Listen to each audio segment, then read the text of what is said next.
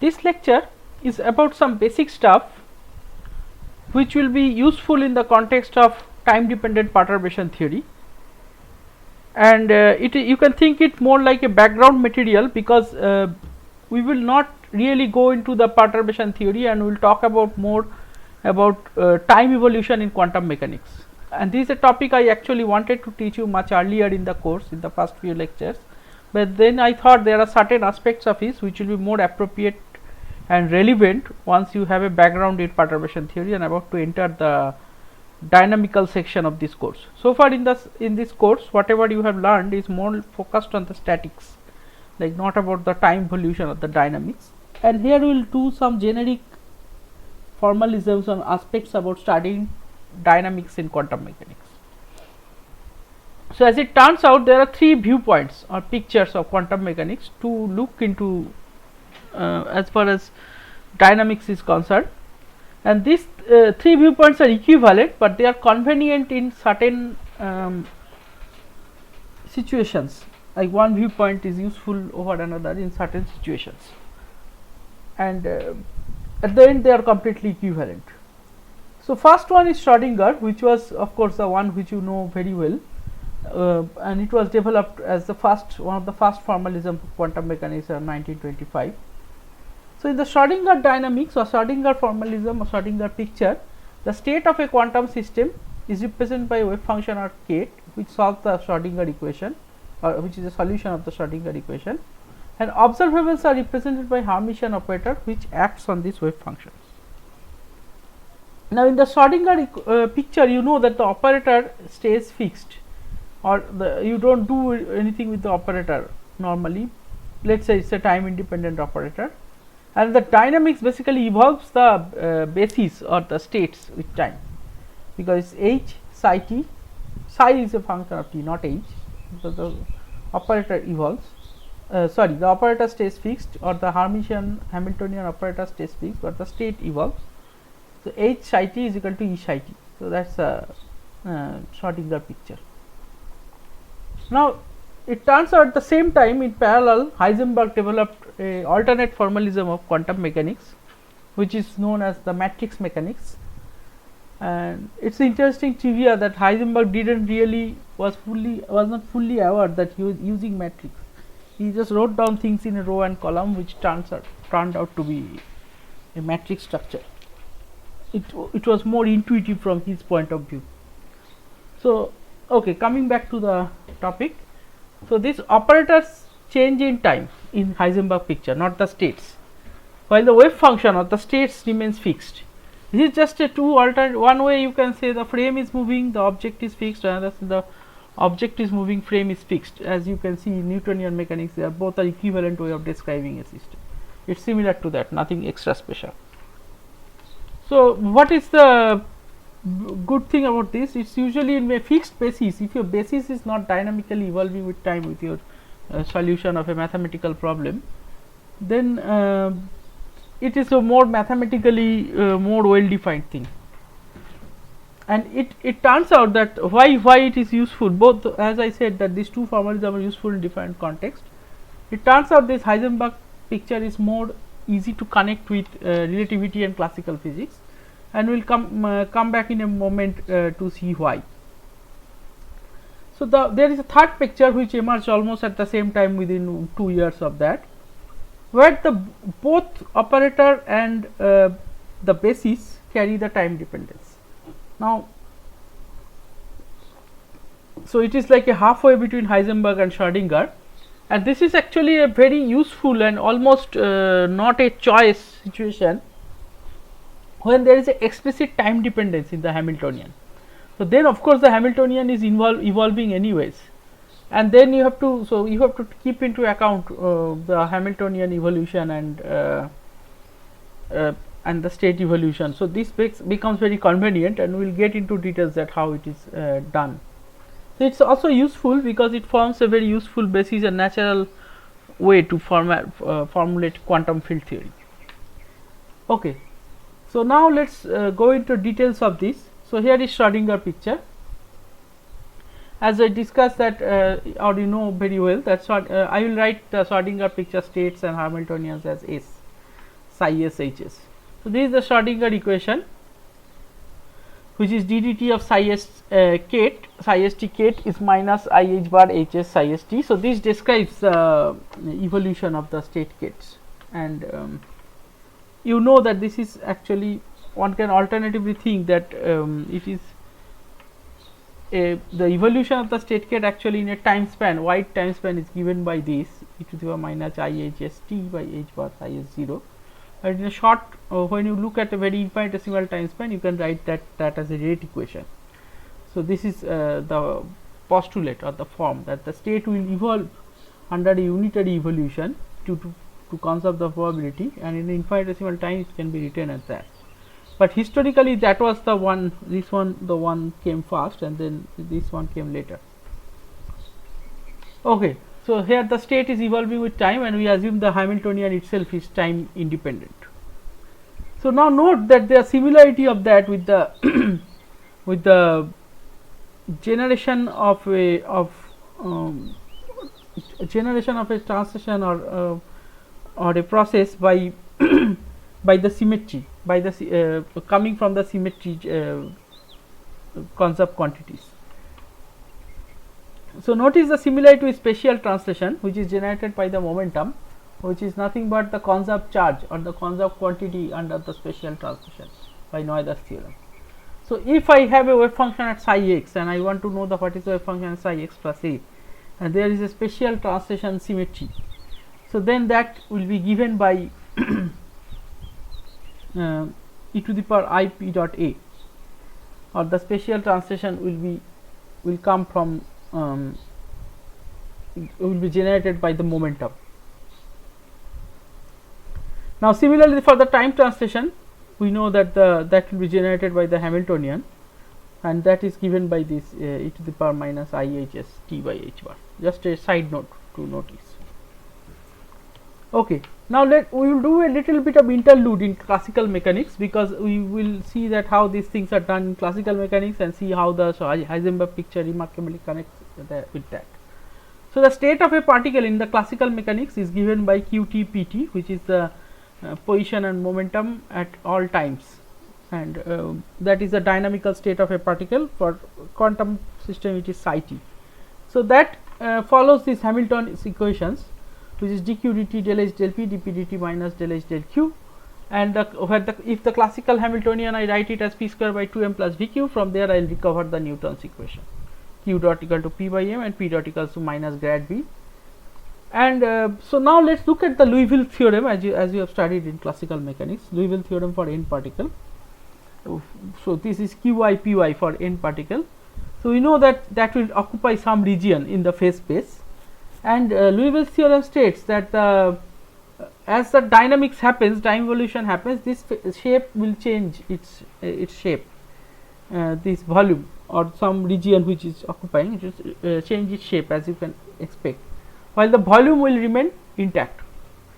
So, if we let evolve each particle in time. So, that is basically the basic statement of Liouville theorem, and you can write down the Liouville theorem formally in terms of a Poisson bracket, which is given by f g. Poisson bracket is del f del p del g del q and minus del g del q del f del p, and any observable, if you have any observable which is a function of position, momentum and time. So, let us say for time being I am dropping the explicit time dependence, and position and momentum are themselves functions of time, and a is dependent on time through position and momentum. Then this guy will evolve as dA dt Poisson bracket h. If I have a explicit time dependence, I will add another term called del A del t into it.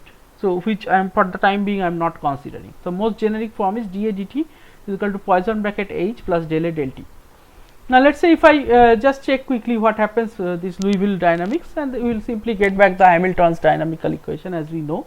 If I take A equal to q, it becomes dq dt qh, and that is nothing but del h del p from this formula, and similarly if I take A equal to p, dp dt is nothing but minus del h del q. So, that is basically the description of classical dynamics in Liouville's form, and how it is the general way to represent a classical dynamical system. So, as we know that classically the Hamiltonian is the total energy functional of the system, It is a functional because it is a function of the functions q and p, which are themselves function of t. So, in quantum mechanics we refer this H as a Hamiltonian, because it is a similarly it is an operator which comes naturally in the formalism, and this operator that returns the energy of the system, similar to classical mechanics.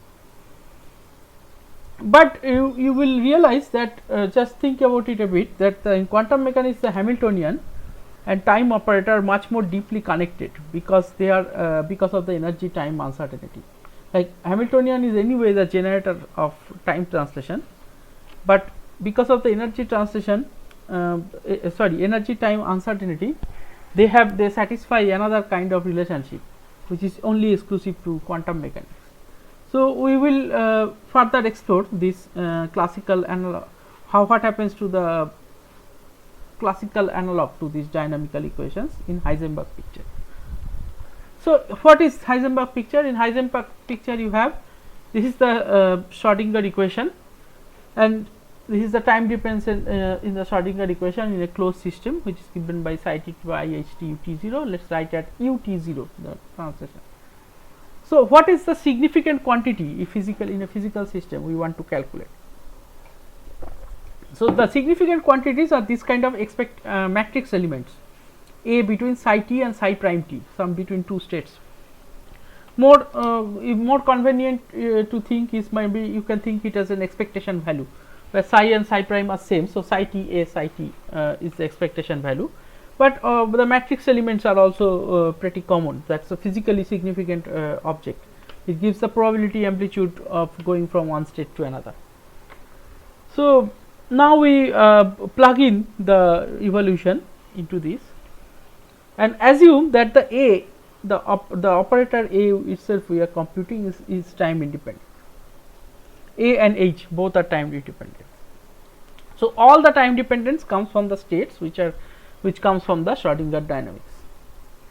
So, now we can define an operator by taking this whole thing together, call it a Heisenberg operator, which is basically u dagger t 0 a u t 0.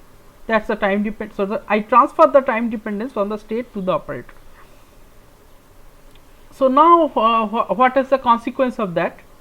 So, now the H can act on this state psi h. The psi h is now, so now if I work with this object, I can there is no dynamics or no time evolution is needed for the psi is frozen. So, I call it the Heisenberg state. So, psi h is equal to psi 0, the Heisenberg state that does not evolve in time. So, what does the Heisenberg picture? So, that is basically the idea behind simple idea behind Heisenberg picture. It is simply writing that the Heisenberg state and the Heisenberg operator expectation value, or the which I can ideally there should be a prime here, which I miss, and I brought back the prime here. So, when I plug in this form, as we have discussed, that phi h is nothing but phi naught, or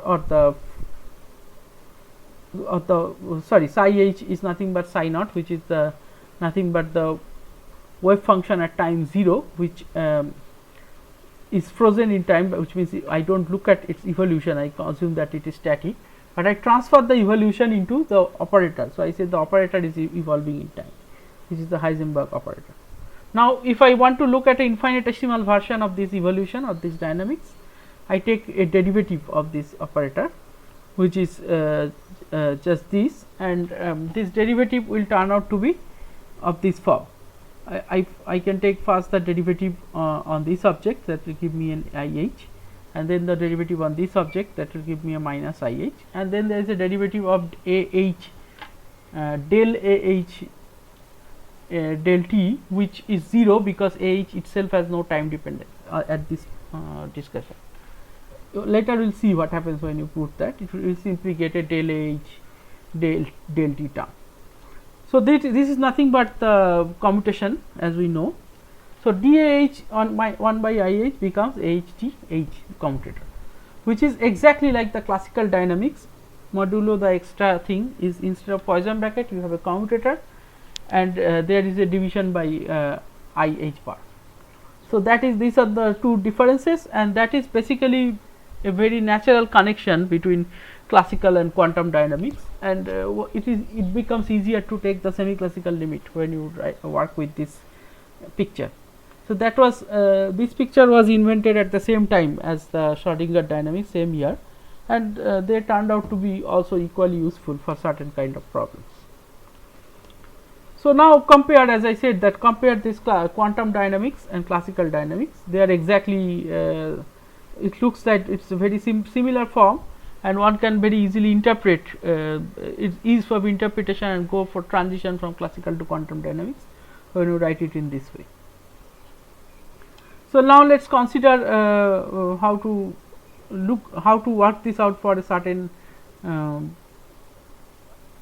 state, and how this formulas exactly looks like, and how it compares it with Schrodinger picture.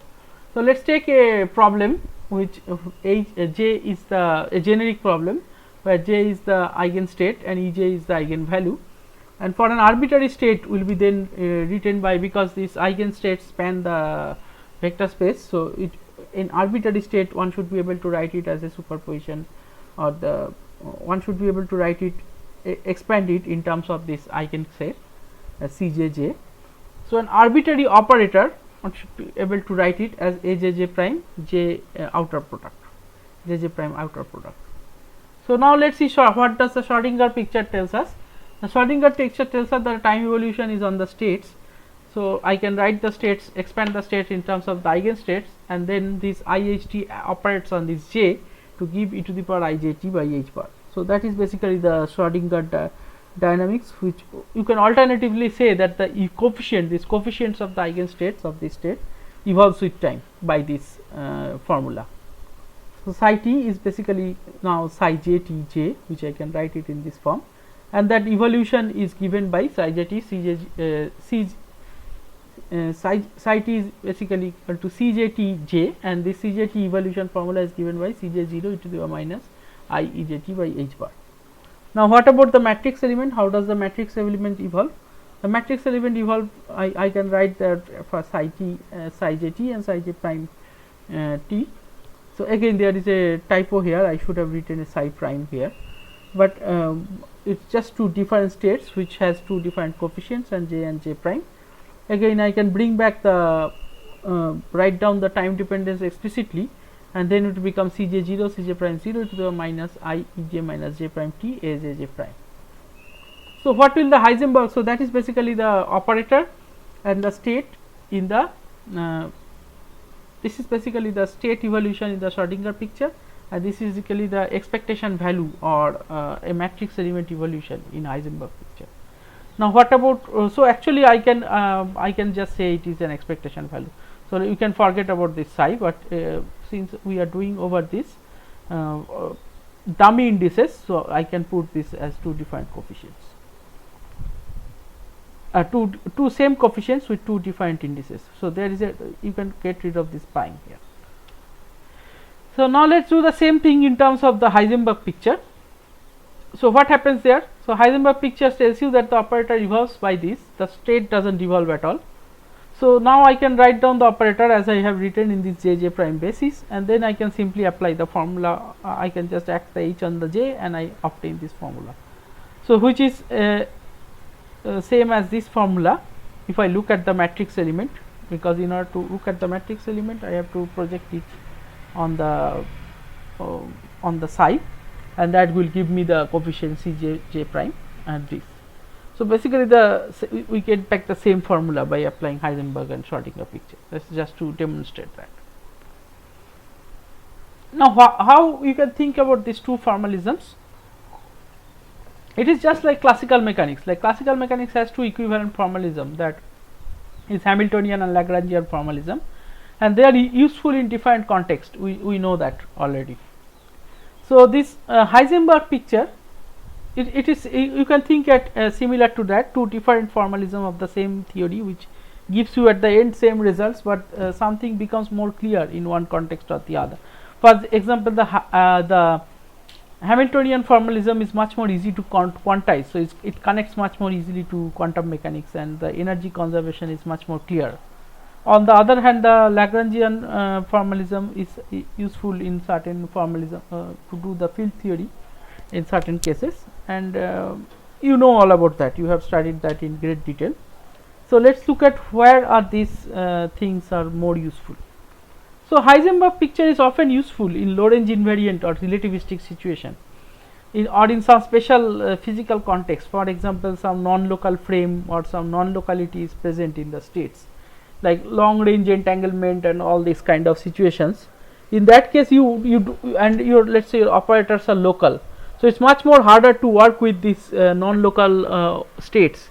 So, then you might want to work with a local operators, and that is usually often the case, because in some experiments you have or some real practical situation, you usually work with observables and operators which are local, but there is no guarantees that of course the system could be highly entangled, and then the states will carry much more states will be much more complicated.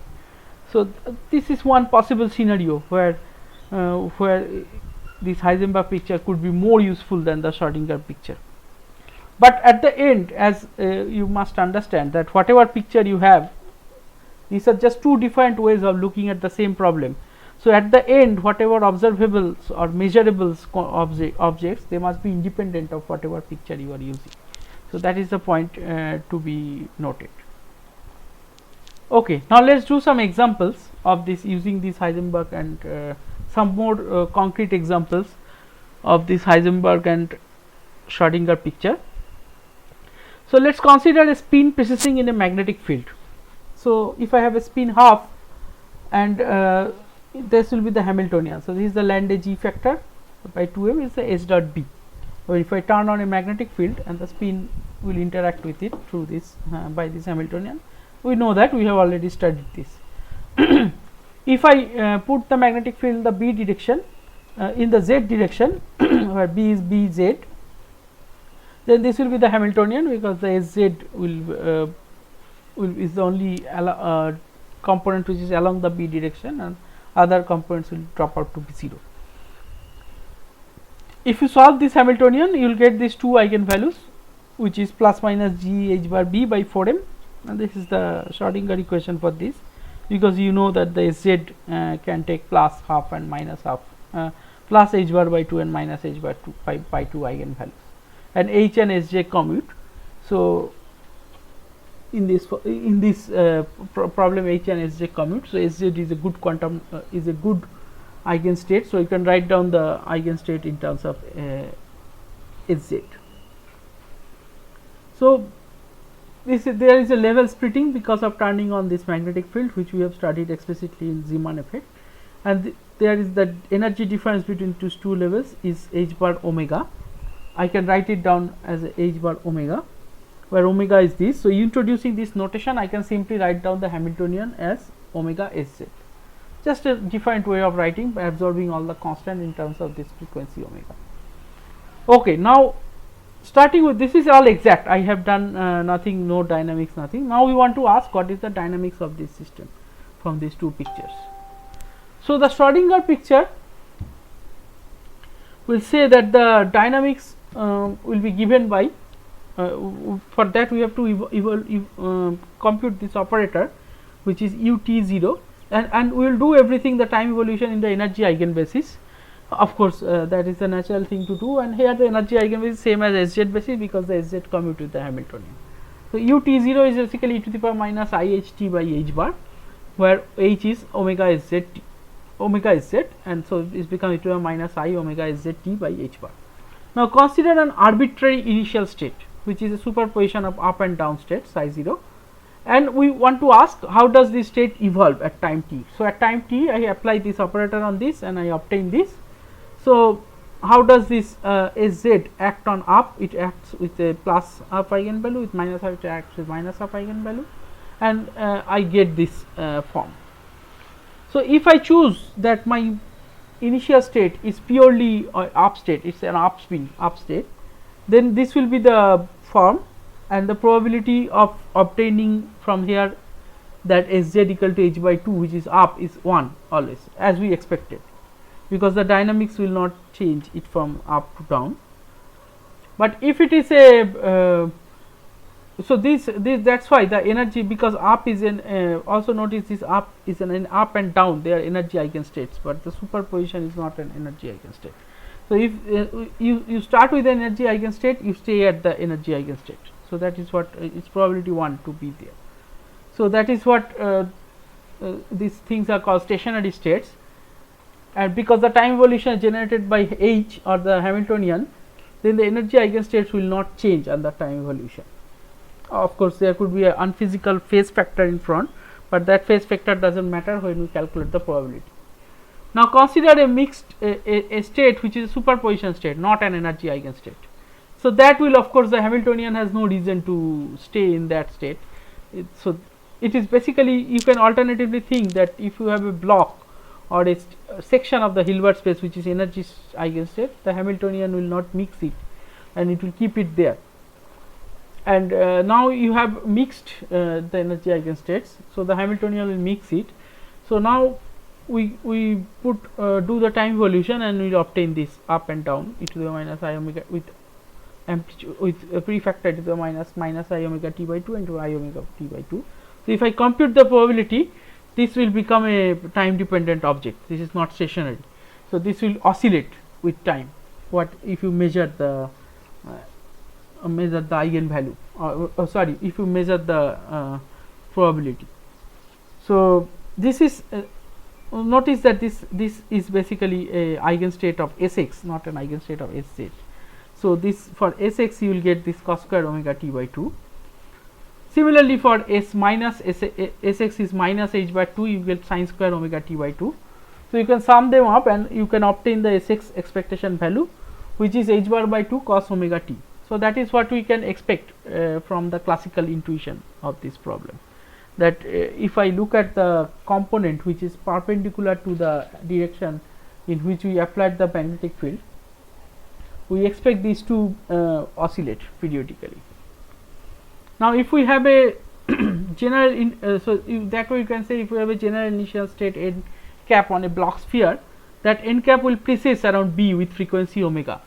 So, that is basically the classical intuition tells us here, that if I look at the component which is along the magnetic field, it will stay same, the perpendicular to the magnetic field will precess around with an frequency omega. Now, let us look at the Heisenberg picture. What does the Heisenberg picture tells us about this problem?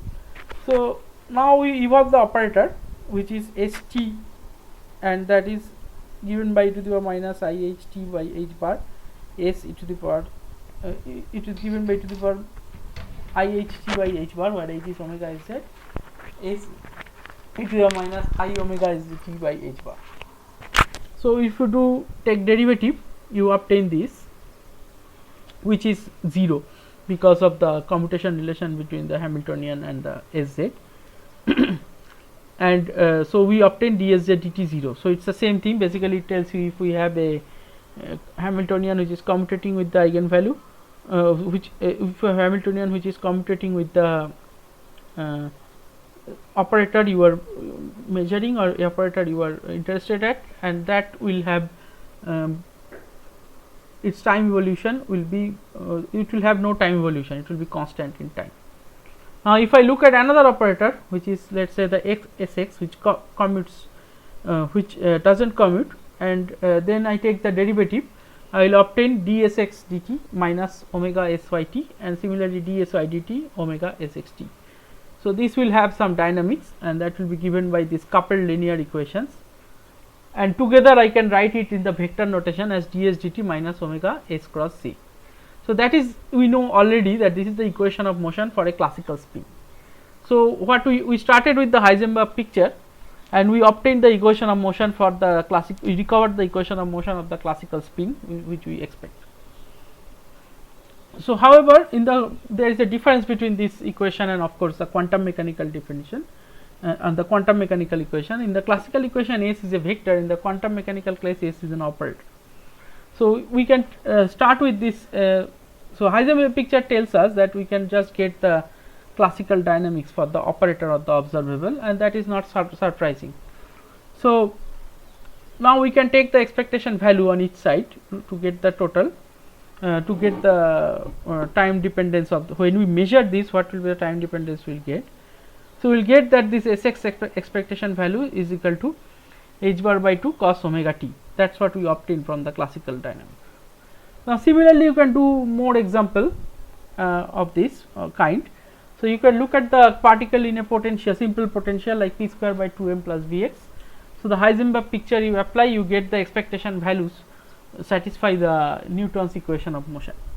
And similarly, for harmonic oscillator, you can look it up in the Wikipedia, and you will similarly see that you will the Heisenberg motion will give you the analogous classical equation, with the difference that of course that the operators, these are for operators, and also that these objects and the expectation values also satisfy the classical equation of motion.